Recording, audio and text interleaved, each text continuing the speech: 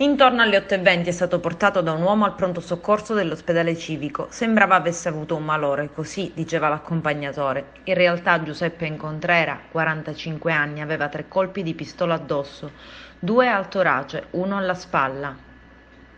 È morto intorno alle 9, i medici non hanno potuto far niente per salvarlo, le condizioni erano già gravissime. L'uomo era arrivato in arresto cardiocircolatorio e nonostante le manovre dei medici, per lui non c'è stato nulla da fare. All'ospedale ci sono stati momenti di tensione davanti al pronto soccorso, si sono radunate una cinquantina di persone, sono dovuti intervenire i poliziotti del reparto mobile. Adesso i carabinieri del nucleo investigativo stanno cercando di capire cosa sia accaduto in via Imperatrice Costanza, traversa di via Colonna Rotta, nel quartiere Zisa di Palermo. Vengono interrogati i residenti e familiari, ma al momento la morte di Incontrera resta un giallo. Si scava nel passato dell'uomo ucciso, che ha precedenti per droga. Nelle intercettazioni era emerso come vicino ad ambienti mafiosi, anche per via di alcune parentele acquisite.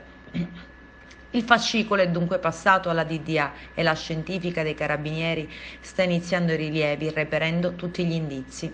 Sul posto è arrivato anche il PM Renza Cescon. Dalle prime informazioni pare che per terra sono stati trovati almeno 5 bossoli di una pistola di piccolo calibro, a pochi centimetri anche la sella di uno scooter e una bici elettrica.